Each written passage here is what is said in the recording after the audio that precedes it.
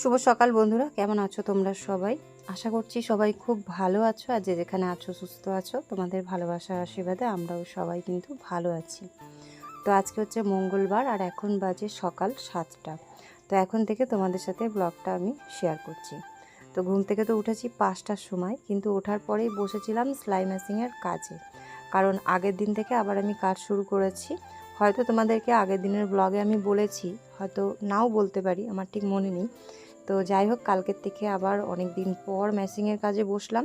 তো রাতে কিছুটা কাজ করে রেখেছিলাম, আবার সকালবেলা 5টার থেকে নিয়ে এই 7টা পর্যন্ত আমি কিন্তু একটানা বাকি যেটুকু কাজ ছিল তো সেটুকু সেরে আমি মোটামুটি 9টা ব্লাউজ কমপ্লিট করে নিয়েছি। এবার ওটা দিতে যাব, আমাদের এখানেই একটা কাকিমা আছে, ওনাকে সেলাই করার জন্য দিতে হবে। তো সেটা দিতে যাব, কিন্তু তার আগে ভাবলাম যে সবার আগে জামা কাপড়টা চেঞ্জ করে মেন গেটের দরজা খুলে ফুল তুলে এগুলো সব করে রাখি।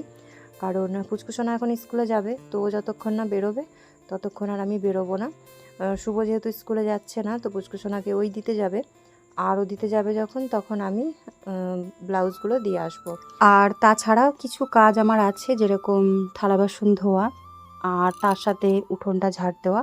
অনেক কিছুই কাজ আছে যেগুলো আমি আগে, যখন আমার শরীরটা খারাপ হয়েছিল তার আগে আমি রাত্রিবেলার দিকে করে রাখতাম, কিন্তু সেই জিনিসগুলো এখন আর রাত্রিবেলাতে করি না। কারণ দেখো, সব সময় গায়ের জোরে সব কিছু করলে হবে না, চেষ্টা করতে হবে শরীর ভালো থাকবে আর সংসারের কাজও হয়ে যাবে, সুন্দরভাবে গুছিয়ে করতে পারবো। তো সেইভাবেই আমাকে কাজটা কিন্তু করতে হবে। কারণ আমার যখন শরীরটা খারাপ হয়েছিল তখন আমি বুঝতে পেরেছিলাম যে আমার যদি কিছু হয়, সবথেকে বেশি সমস্যাটা ছেলেমেয়ের হয়। কারণ যেহেতু বাড়িতে আমি একা, তো ওদেরকে দেখা বা ওদের খাওয়া দাওয়া সব কিছুর যে একটা চাপ থাকে, তো সেটা করার মতন কিন্তু কেউ থাকে না। আর 1-2 দিন হয়তো করে দেবেও, কিন্তু তারপরে ডেলি তো আর কেউ করে দিতে পারবে না, তাই না? তো প্রায় একটা সপ্তাহের উপরে কিন্তু আমি অসুস্থ থাকাতে অনেক কিছুই শিখেছি আর অনেক কিছুই বুঝতে পেরেছি যে নিজের খেয়ালটা আগে নিজেকে রাখতে হবে, তারপরে বাকি সব কিছু। তো সেইভাবেই কাজকর্ম করছি। তাই সকালের দিকটাতে একটু চাপ থাকলেও রাতের দিকে কিন্তু আমি একদমই জলের কাজটা খুব একটা বেশি করি না। আর রাত্রিবেলা তাড়াতাড়ি ঘুমিয়েও পড়ছি, আর সকালবেলা একটু তাড়াতাড়ি উঠেও পড়ছি। কারণ সকালবেলা উঠতে পারলে কিন্তু আমাদের অভ্যাসটা খুবই ভালো আমাদের জন্য। সকালে তাড়াতাড়ি ঘুম থেকে উঠে কাজকর্ম সেরে বা আমি হাতের কাজ করে অনেকটাই টাইম পাবো ছেলে মেয়েকে টিফিন বানিয়ে স্কুলে পাঠাতে। কিন্তু যত বেশি রাত জাগি তত শরীরও খারাপ করে, আর তার পরের দিন সকালবেলা থেকে কিন্তু সারাটা দিন একটুও ভালো যায় না। খাওয়া দাওয়া কোনো কিছুই মানে এক ফোঁটাও বলতে গেলে ভালো লাগে না। তো সেই জন্য এখন থেকে অনেক কিছুই বলতে পারো জীবনে পরিবর্তন করার চেষ্টা করছি। আর যেটা শরীরের জন্য ভালো হবে আর ছেলে মেয়ে সংসারের জন্য ঠিক, তো সেটাই করার চেষ্টা করব। তো এখন থেকে তোমরা তো প্রত্যেক দিনই দুপুর 2টোর সময় আমার এই ব্লগ ভিডিওগুলো পাবে। তোমাদেরকে তো আমি একটা কমিউনিটি পোস্ট দিয়েছি, তোমরা যারা এখনও দেখোনি তো তারা অবশ্যই এই ভিডিওটার মাধ্যমে জানতে পেরেই গেলে। আর যারা তো আমার কমিউনিটি পোস্ট দেখেছে তো তারা তো জানেই। তো ফুল টুল সব তুলে নিয়েছি, আর যতটুকুই ফুল হোক না কেন তাতে কিন্তু আমাদের ঠাকুরকে পুজো দেওয়ার জন্য যথেষ্ট। খুব বেশি ফুলের প্রয়োজন পড়ে না।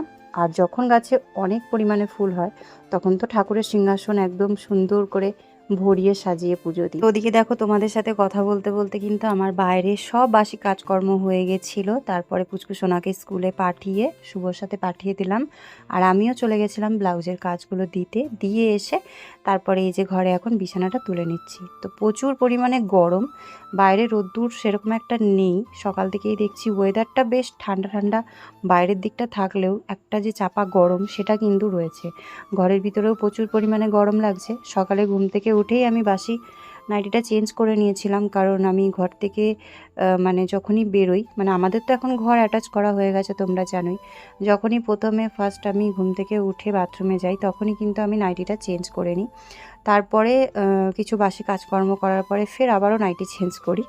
তো সারাদিনে মোটামুটি বলতে গেলে 3-4 বার তো নাইটি চেঞ্জ করা হয়েই যায়। আবার অনেক সময় হয় রান্নাবান্না করার পরেও কিন্তু আমাকে নাইটিটা চেঞ্জ করতে হয়, কারণ প্রচুর পরিমাণে ঘেমে যাই। আর আমাদের কর্কেটের ঘরটা তো প্রচুর গরম, আগাগোড়াই প্রচুর গরম। রান্না করার পরে আর সেই জামা কাপড় মানে পরে থাকার মতন থাকে না।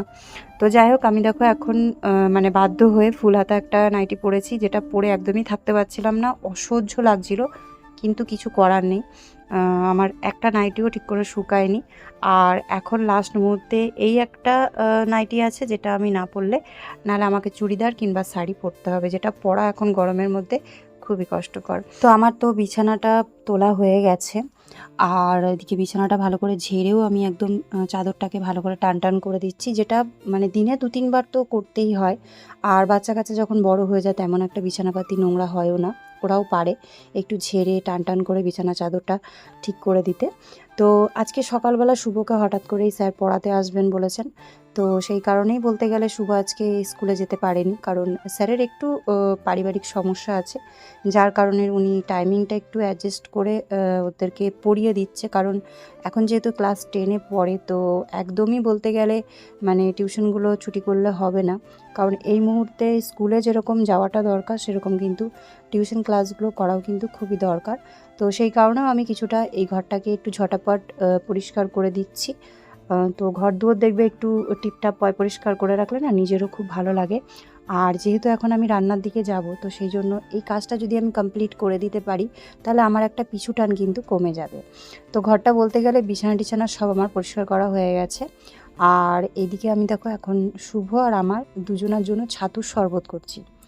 আমি ডাক্তার দেখানোর পরে একটা জিনিস বুঝতে পারলাম যে সকালবেলার দিকে বিশেষ করে যদি চা খাওয়া হয়, তাও আবার চিনি দিয়ে দুধ চা, তাহলে কিন্তু সারাদিন খিদে পায় না, খিদেটা বলতে পারো এক প্রকার মরে যায়। তো সেই কারণে আমি এখন থেকে ভেবে রেখেছি যে আমি মর্নিংয়ে চা খাবো না, যেটা আমি অ্যাভয়েড করে চলবো।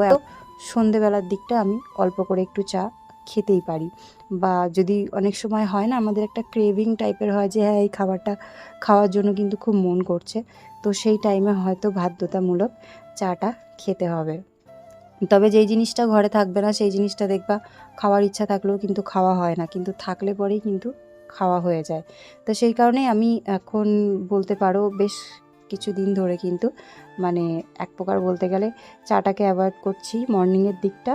তবে হ্যাঁ, সন্ধেবেলার দিকে কখনো কখনো, যেরকম আগের দিন তোমরা যারা আমার ভিডিও দেখেছো তারা হয়তো দেখেছো যে আমি সন্ধেবেলার দিকে আমার জন্য 1 কাপ চা করেছিলাম। তো এরকমই। তো আমার আগের দিনের ভিডিওতে সবার প্রথমে কমেন্ট করেছিল মৌসুমি মালিক, লিখেছিল কন্টেনারগুলো খুব ভালো হয়েছে, অনেক জিনিস রাখা যাবে। হ্যাঁ গো, একদমই ঠিক বলেছো। তো কন্টেনারগুলো নেওয়ার পরে না আমার অনেকটাই সুবিধা হয়েছে। তো অসংখ্য ধন্যবাদ, তুমি আমার ভিডিওটা পুরোটা দেখেছো আর তারপরে এত সুন্দর একটা কমেন্ট করেছো। তো ওদিকে আমাদের তো মা ছেলে দুজনারই ছাতুর শরবত খাওয়া হয়ে গেছে। এবার আমি ভাবলাম ঘরটাই শুধু ঝাড় দেওয়া বাকি আছে, তাহলে ঘরটা ঝাড় দিয়ে নিই, তারপর আমি চলে যাব রান্নার দিকে। তো আজকে সকাল সকাল রান্নাটাও সেরে নেব। আর তারপরে আজকে একটু দুপুরের পর থেকে ব্যস্ত থাকবো, সেটা তোমাদেরকে আমি এই ভিডিওতে বলছি ঠিকই, তবে নেক্সট ভিডিওতে আমি তোমাদেরকে যতটা সম্ভব হবে তোমাদের সাথে ভিডিও একটু শেয়ার করার চেষ্টা করব। তো পুচকুসোনার আজকে আছে নাচের প্রোগ্রাম, মানে সামনেই তো 15ই আগস্ট, তোমরা সবাই জানো। আর যেই জায়গাতেই নাচ শিখুক না কেন বাচ্চারা, দেখবে 15ই আগস্ট, তারপরে 26শে জানুয়ারি, এইসব দিনগুলো কিন্তু সেলিব্রেট করাটা একটা আমাদের প্রত্যেকেরই কিন্তু কর্তব্য। তো আমাদের নাচের স্যার তো এর আগের দিনকে প্রোগ্রামটা রেখেছিলেন সানডের দিন, কিন্তু বৃষ্টির কারণে এখন যেহেতু ওয়েদারটা খুবই খারাপ, যখন তখন বৃষ্টি হচ্ছে, তো সেই দিনটা ক্যান্সেল করাতে বাচ্চাদের মনটা কিন্তু খুবই খারাপ হয়ে গেছিলো, তার সাথে আমাদেরও। তো সেই প্রোগ্রামটাই আজকে মঙ্গলবারে রাখা হয়েছে। তো দুপুরের পর থেকে অনেকটাই ব্যস্ত হয়ে যাব, তো ওই জন্য আজকে কিন্তু রান্না বান্না দিয়েই আমি এই ভিডিওটা শেষ করব। আর আগামীকাল অবশ্যই চেষ্টা করব তোমাদের সাথে পুচকুসোনার নাচের ড্রেস, তারপরে প্রোগ্রাম, যতটা আমি সম্ভব হবে তোমাদের সাথে সামান্য একটু শেয়ার করব। এরপরে কমেন্ট করেছে হাউসওয়াইফ ঝুমাদি, ঝুমাদি লিখেছে খুব সুন্দর লাগলো। তো থ্যাংক ইউ সো মাচ দি, তুমি এইভাবেই পাশে থেকো, তোমার কমেন্ট আমি প্রত্যেক দিনই পাই, সত্যি খুবই ভালো লাগে। তারপরে আমাকে অনেক দিন পরে আমার একজন পুরনো আরও একটা সাবস্ক্রাইবার কমেন্ট করেছে, বা আমার পরিবারের সদস্য বলা যেতেই পারে। তো অর্পিতা পল, মানে অর্পিতার সংসার থেকে অর্পিতা বুনু, তো অসংখ্য ধন্যবাদ বুনু, তুমি আমার পাশে রয়েছো, আমাকে কমেন্ট করেছো, আমার সত্যিই খুব ভালো লেগেছে। আর তোমার যে আমার ভিডিওটা ভালো লেগেছে আর আমি যে কন্টেনারগুলো নিয়েছি সেগুলো যে ভালো লেগেছে, সেটা শুনে কিন্তু সত্যিই খুব ভালো লাগলো। আজকে নিয়েছি মাছ, অনেক দিন পর মাছ নেওয়া হয়েছে, তো আজকে দুবেলা রান্না করার মতন করে মাছ নিয়েছি। তো সেটাকে রান্না করব, তাহলে রাতে আর আমার রান্নার কোনো চাপ থাকবে না। আর দুপুরবেলা যেহেতু যাব একটু দেরি হবেই আসতে, তো আসার পরে আর হয়তো ইচ্ছে হবেও না, শরীরও ক্লান্ত হয়ে যাবে, তো ওই জন্য 2 টাইমের রান্নাটা আমি একবারেই করে রাখছি। তো আজকে অনেক দিন পরেই মাছ নিয়েছি, তবে অল্প করেই মাছটা নিতে হলো, কারণ একটাই মাত্র একটু বড় মাছ ছিল, যেটা আমি মানে ওজন করিয়েছিলাম, তো 1 কেজি হয়েছিল। তো সামনের বাড়ির কাকিমা, তো ওনারও মানে আজকে মাছ নেওয়ার ছিল। অন্য কোনো মাছওয়ালা আমাদের এদিকে তেমন একটা আসে না। যেই 2-3 জন আসতো, তার মধ্যে একজনা তো এখন এখানে থাকেই না, মানে আমি যেই কাকুর কাছ থেকে মাছ নিতাম। আর সত্যি কথা বলতে জানো তো, 2 পিস মাছও যদি রান্না করি, তাহলে মাছের পিসগুলো যদি একটু বড় না হয়, তাহলে সত্যি কথা বলতে খেতে ভালো লাগে না। তো এই মাছের পিসগুলো যেরকম দেখো, মোটামুটি খারাপ নয়, যথেষ্ট বড় আছে। আর এর থেকেও বড় বড় পিসের আমি মাছ করিয়ে নিতাম, যাতে 1 পিসের বেশি 2 পিস আমাদেরকে খেতে না হয়। এক টাইমে 1 পিস খাবো, কিন্তু একটু বড় পিসের মাছ খাবো। তো যাই হোক, তারপরে দেখলাম তাদেরও আজকে মাছের দরকার, মাছ নেবে বলছিল। তো সেই জন্য একটা মাছকেই হাফ হাফ করে তারপরে নিয়েছি। তবে হাফ করে নিলেও কিন্তু আমাদের 2 টাইম ভালোভাবেই হয়ে যাবে, শেরু আর সুজি আর আমাদের 3 জনার। তো ওই জন্য দেখলাম যে থাক, ফালতু আর এক্সট্রা মাছ নিয়ে লাভ নেই, কারণ যতই অনেক দিন পরে রান্না করি না কেন, কিন্তু পরপর ঘন ঘন 2-1 দিন রান্না করলে তখন কিন্তু ছেলে মেয়ের একদমই ভালো লাগে না। যে কোনো খাবারই একঘেয়েমি কারোরই পছন্দ হয় না। তো ওই জন্য অল্প করেই নিয়েছি, যাতে আমাদের 2 টাইম হয়ে যায়। তো মাছটাকে ভালো করে ধুয়ে কিন্তু নুন হলুদ মাখিয়ে আমি রেখে দিয়েছি। এবার আমি সবার আগে ভাতটা বসিয়ে দেব, আর সেরু আর সুজির জন্য কিন্তু খাবারটা আমি রেডি করতে বসিয়ে দেব। আর তারপরে ধীরে সুস্থে মাছের ঝোলটা রান্না করে নেব। তো আজকের আমার এই ব্লগটা যারা দেখছো, তাদেরকে একটা কথাই বলবো, যদি ভিডিওটা কোনো জায়গায় একটুও ভালো লেগে থাকে, তাহলে অবশ্যই কিন্তু একটা কমেন্ট করে দিও। আর যারা এখনও লাইক করোনি কিন্তু ভিডিও দেখছো, তো তারা অবশ্যই লাইক করে দিও, কারণ অনেক সময় হয় আমরা জানো তো ভিডিও দেখতে দেখতে লাস্টে লাইক করতেই ভুলে যাই। আর যারা চ্যানেলে নতুন আছো, যদি ভালো লাগে তাহলে অবশ্যই কিন্তু একটা কমেন্ট রেখে যেও। তো তোমাদেরকে আমি বলেছিলাম যে আমি তোমাদের কমেন্টগুলো পড়ে শোনাবো, কিন্তু যেহেতু ভিডিও না দেওয়ার কারণে, বা ভিডিও এখন আবার নতুন করে আগের মতন তৈরি করতে আমার তো অনেকটাই সময় লেগে যাচ্ছে, আর তার সাথে হাতের কাজ, সংসারের কাজ, তারপরে রান্নাবান্না সব কিছুই আছে। তো ওই জন্য ভাবছি তোমাদের কমেন্টগুলো আমি ভিডিওর মাধ্যমেই কিন্তু পড়ে শোনাবো। তো তাতে কী হবে, কিছু কমেন্ট ডেলি পড়াও হয়ে যাবে। আর যদি খুব সেরকম সময় আমি পাই, তাহলে অবশ্যই তোমাদের সাথে কিন্তু কিউএনএ ভিডিও আমি শেয়ার করব, যেটা আমি এর আগেও একটা ভিডিওতে তোমাদেরকে বলেছি। তো এদিকে আমি কিন্তু ভাত বসিয়ে দিয়েছিলাম, ভাত হয়ে গেছে। আর শুভরও পড়া হয়ে গেছে, স্যার 1 ঘন্টাই বাড়িতে এসে পড়ান, আর কখনো কখনো সময় পেলে 1 ঘন্টার বেশিও পড়ান। তো ওদিকে শুভরও পড়া হয়ে গেছে, আমারও কিন্তু টুকিটাকি রান্না হয়ে গেছে, যেরকম সুজি সেরুর খাবার রেডি হয়ে গেছে, ভাত রেডি হয়ে গেছে।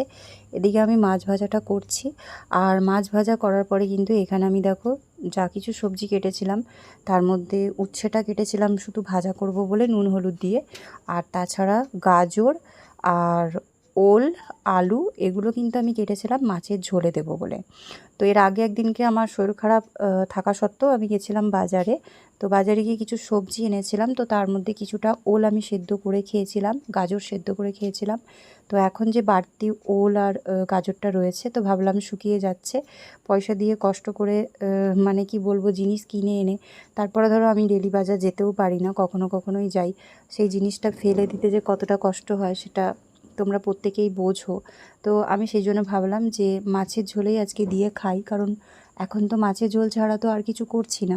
তো খাবারটা যদি এর মধ্যে দিয়ে না খাই, তাহলে কিন্তু নষ্ট হয়ে যাবে। আর পুচকুসোনা শুভ সেরকমভাবে তো খায় না, কিন্তু এরকম ঝোলে বা তরকারিতে দিলে কিন্তু খায়, মানে সেদ্ধটা ওরা তেমন একটা খেতে চায় না। তো ওই জন্য সব কিছু দিয়েই আজকে মাছের ঝোলটা করব। তো এগুলোকে আমি ভেজে ভালো করে তুলে নিয়েছি, নুন হলুদ দিয়ে ভেজে নিয়েছিলাম। তারপরে আমি তেলের মধ্যে শুকনো লঙ্কা আর একটু জিরে ফোড়ন দিয়ে দিলাম। এবার মশলাটা দিয়ে ভালো করে কষিয়ে নিয়ে, আলু, গাজর আর ওলটা দিয়ে ভালো করে কষিয়ে জল দিয়ে ফুটিয়ে তারপর আমি মাছটা দিয়ে দেবো। তাহলেই রেডি হয়ে যাবে আমার মাছের ঝোল। আর খেতে বসার আগে উচ্ছেটা ভালো করে একটু কড়া করে ভেজে নেব। তো এইভাবে সবজি দিয়ে মাছ খেতে কে কে ভালোবাসো অবশ্যই কমেন্ট করে জানাবে। আমার তো খুব বেশি খাওয়া হয় না, তবে মাঝে মাঝে চেষ্টা করি একটু সবজি দিয়ে মাছ খেতে, তাহলে কিন্তু মাছও খাওয়া হয়, তার সাথে একটু সবজিও খাওয়া হয়। যেরকম ধরো অনেক সময় হয় পটল দিয়ে বা হয়তো লাউ দিয়ে, এরকম খেতেও কিন্তু মাঝে মাঝে ঘুরিয়ে ফিরিয়ে বেশ ভালো লাগে।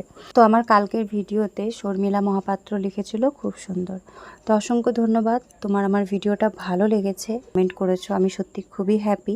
তোমরা এইভাবেই আমার পাশে থেকো আর যতটা সম্ভব হবে কমেন্ট করার চেষ্টা করো। আর এইভাবে পাশে থাকলে পরে হয়তো আমার ভিডিও করার আরও ইচ্ছেটা বা আগ্রহটা বেড়ে যাবে। কারণ অনেক দিনই ভিডিও করতে করতে হঠাৎ করে বন্ধ করে দেওয়ার পরে তারপরে তোমাদের ভালোবাসা পাওয়াতে কিন্তু আবারও ভিডিও করার সেই ইচ্ছাটা কিন্তু আমার আবারও জেগে উঠেছে এক প্রকার বলতে গেলে। এরপরে কমেন্ট করেছে মেহুজ ওয়ার্ল্ড থেকে, নতুন বন্ধু হলাম, পাশে থেকো please. Thank you so much, তুমি আমার পরিবারে এসেছো, আমার ভিডিও দেখেছো, একটা সুন্দর কমেন্ট রেখে গেছো, তার জন্য অসংখ্য অসংখ্য ধন্যবাদ। অনেক ভালোবাসা রইল, অবশ্যই আমি তোমার পাশে থাকার চেষ্টা করব। তো আজকে দুপুরের খাবারে রয়েছে আমাদের উচ্ছে ভাজা আর তার সাথে রয়েছে মাছের ঝোল। তো দুপুরের খাবার বেড়ে নিয়েছি, এখন খাওয়া দাওয়া করে তারপরে পুচকুসোনাকে রেডি করব, যাব নাচের ক্লাসে। তো চলো আজকের ব্লগটা এখানেই শেষ করছি, আর আগামীকাল তোমাদের সাথে নতুন একটা ভিডিও শেয়ার করব, আশা করছি সেটাও তোমাদের ভালো লাগবে। তো তোমরা অবশ্যই দেখার চেষ্টা করো। তো আজকের ব্লগটা এখানেই শেষ করলাম। সবাই ভালো থেকো, সুস্থ থেকো, সাবধানে থেকো আর সবসময় নিজেদের খেয়াল রেখো। Take care, by.